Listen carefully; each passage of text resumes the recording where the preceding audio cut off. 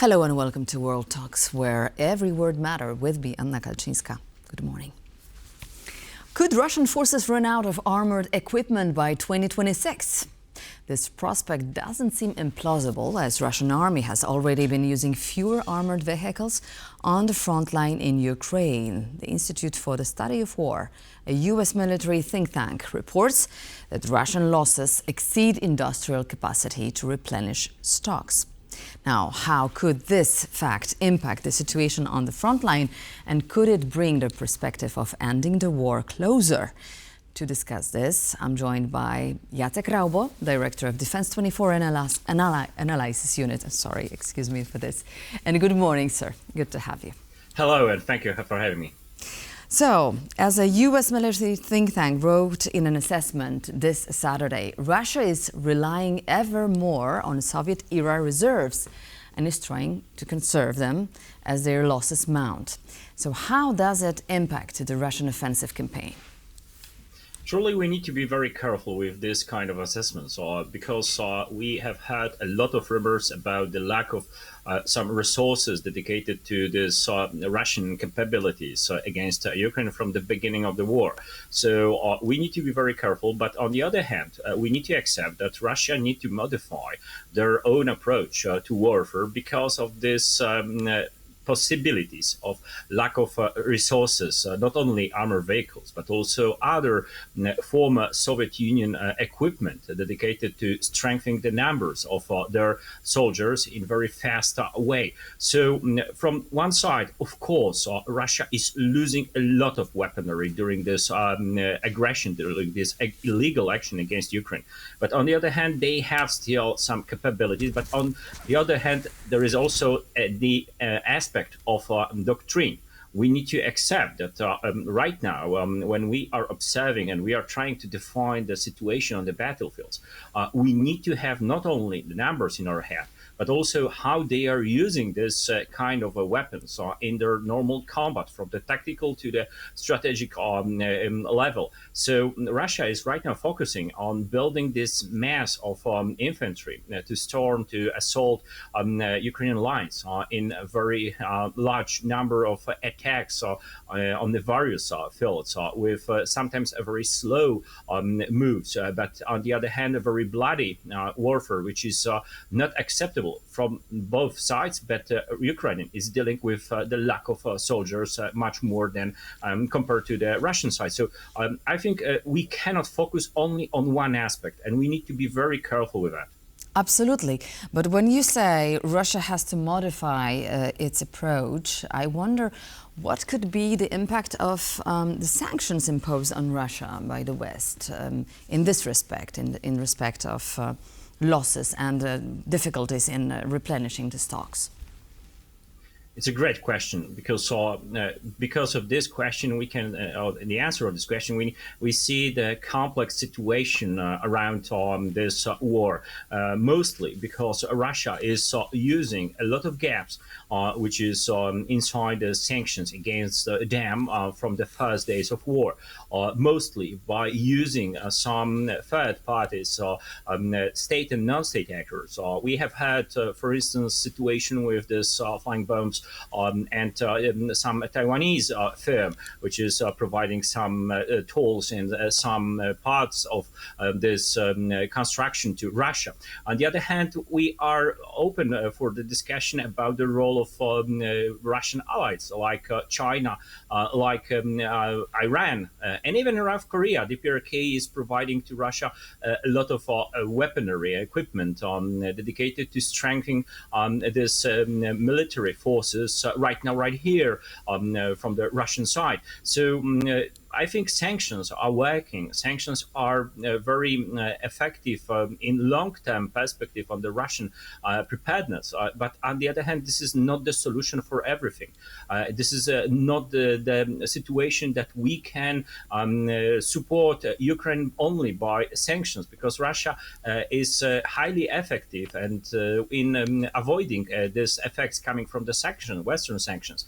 In modern world, it's much more easier because they can have a lot of heavens for cooperation with firms around the world in various regions. I mentioned only about the Indo-Pacific, but there is a lot of space to cooperate, sometimes illegally, with foreign firms, for instance, in the context of the Middle East. So we need to, of course, provide these sanctions against Russia. We need to think more about strengthening the sanctions, mostly by building better solution to control some Western firms. But on the other hand, again, this is not only a chance to stop Russian aggression. And I'm not thinking only about the Russian aggression against Ukraine. I'm thinking about the long-term Russian policy toward, for instance, eastern flank. Sanctions are only the part of the system of systems. At least they are working. That's a good news. Well, let's go back to 1 year ago, exactly February 2024. We were witnessing a major Russian offensive, which you characterized as the biggest industrial war since the Second World War, with large amount of equipment, personnel, armored vehicles. So it was a classical war of attrition. And where are we now, today? What does this stage of war tell us of the prospects for negotiations? Truly, from my side, I think they are waiting for the new chapter in U.S. policy after the 20th of January. And from the military side, they want to provide to the negotiation field a better position. That's why both sides are trying to use some offensive measures in various regions, from the north to the south. And I think it is a situation clearly and very visibly connected with this potential diplomatic solutions. I'm not talking about the peace negotiations because I'm not believing in that, but I'm thinking that there is a possibility of a ceasefire or maybe make some frozen warfare on some parts of a battlefield. That's why both commanders from both sides are trying to be much more faster compared to the last years during this winter time to provide the better position for their own diplomats. You said in an interview that Russia cannot be defeated militarily. However, middle-ranked Russian generals and lieutenants could see no point in advancing the special operation in Ukraine, as it was labeled at the very beginning. How plausible you think this theory may be in light of the Moscow's losses being unsustainable in the longer term? I suppose we are forgetting one more aspect in our discussion, because this war against Ukrainian sovereignty is the part, maybe the biggest one, but only the part of the Russian policy toward the West. So when we are thinking about their own armed forces, we need to remember that they cannot provide all of the forces against Ukraine, because at the same time they need to have a strong presence alongside other conflict zones. I'm not talking right now about I don't know, Middle East or Africa. I'm talking about situation on the eastern flank where Russia is trying to also put the pressure on the various states. NATO and non-NATO members. So that's why I'm thinking this is, of course, the quality-quantity time to balance both sides, because, of course, the mass is crucial. But on the other hand, as we see, for instance, the role of unmanned platforms, we see this quality aspect. But when we are trying to describe this from the strategic ground, I think it is a much more sophisticated situation than only this black and white situation with Ukraine and Russia in the war, of course. So I think we are in the time where when there is a lot of questions from both sides, and both sides are not able to achieve the strategic victory very fast. They have also a lot of question marks about the future future of actions coming from the third parties, which are, of course, supporting both sides.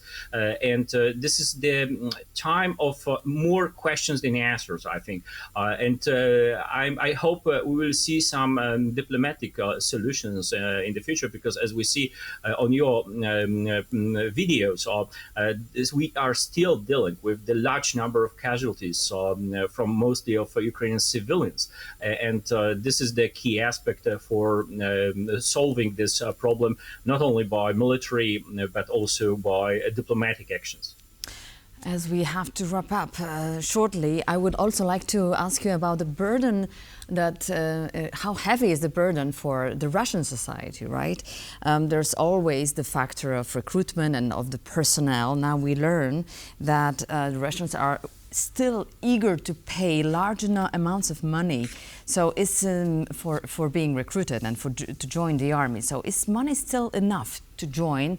And has the situation started to change in Russia from your perspective? Unfortunately for Ukraine and also for Western states and also other Russian neighbors, Russian society is not so affected by this war as we described before 2024. I think there is still a large number of potential recruits, even without this strong financial support for them coming from Kremlin.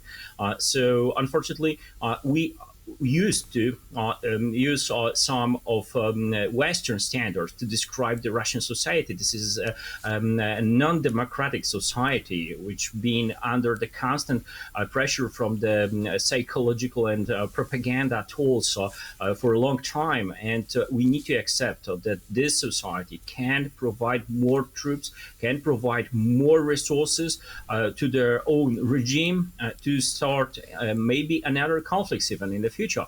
But when we are observing this war against Ukraine, this illegal aggression, we need to accept that Russia is able to provide more troops. And this is the worst scenario, but we need to accept this, and we need to see that both sides are, of course, dealing with the large number of casualties killed in action and also wounded soldiers. But Russia is on the better position with that due to the fact that Russia can get more recruits, can get more soldiers, even without the full-scale mobilization, because still they can get some new manpower coming from the prison system, this also interior regions, and the barrier, this fear barrier is still far away from now. Thank you very much, Jacek Raubo. Thank you very much for discussing this current situation at the front line. And that concludes this edition of World Talks. Thank you very much for watching, and please stay with us as the news are following.